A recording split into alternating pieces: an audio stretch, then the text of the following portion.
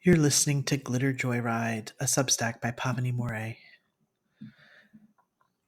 How to show up on not flaking and the importance of waiting for Kiki.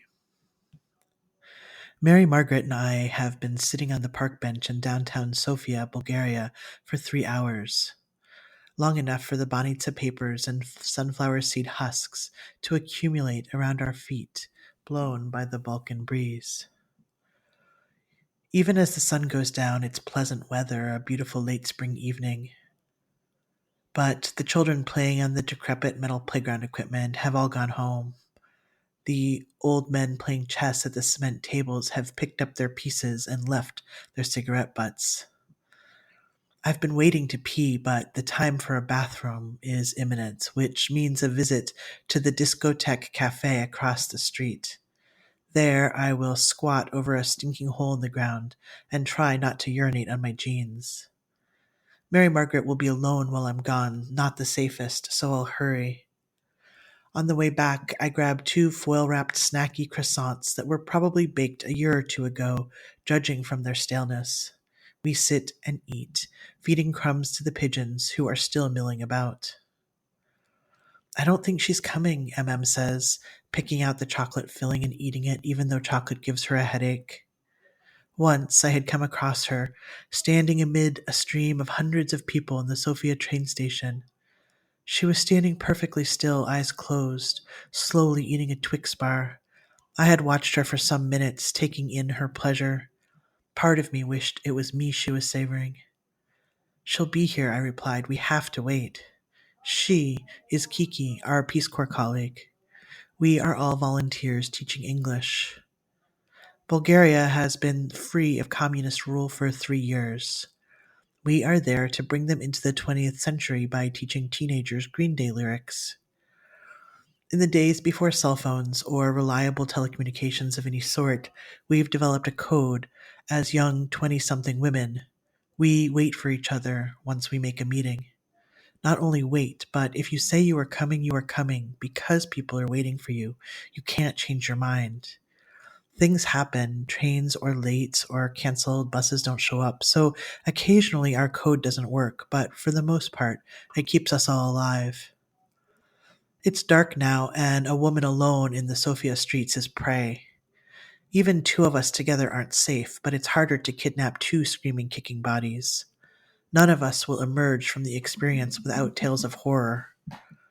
But hopefully tonight Kiki will get here and we can all go out dancing. She's taking a train 6 hours to the capital city from the small town of Nova Zagora where she's posted. Suddenly, Kiki appears. Oh my God, I can't believe you're still here. We're all hugging and laughing, and the fear I've been feeling disappears. I'm so sorry, she says. The train I was supposed to take never came, and I had to wait for the local train, and it took forever. Thank you so much for waiting. Kiki's crying. She is a survivor of a violent crime that happened in the US, one of the reasons she left. Knowing her history, it felt extra essential to wait for her tonight. I'm buying the first round, she announces. If you understand this context, you'll likely know why I struggled when, years later, I moved to San Francisco and was submersed in Bay Area flakiness, BAF. If you have yet to experience BAF, let me educate you. Living in the Bay and making friends is extremely difficult. Everyone is so busy. Everyone is scheduled out for at least 3 weeks. People cancel all the time. People wait until the last minute to decide what they will do that night to ensure they can do the very best thing, which might not be your birthday party. There is so much going on all the time. People are fucking flaky and it's baked into the culture. Perhaps this is also true in other big cities. I can't speak to it. I hate to admit it, but I grew tired of being earnest and consistent after a while. If you can't beat 'em, join 'em. Flakiness became my new black. I tried it on. It felt gross, but also strangely freeing. Not trying to shame you, Bay Area, but when getting ready to flake, consider, will this event ever happen again? Who will be negatively impacted if I flake? In what ways? What negative consequences might I face if I don't show up? Do I want to support this thing being in the world? Why do I think it won't matter if I don't attend? How do I feel about flaky people?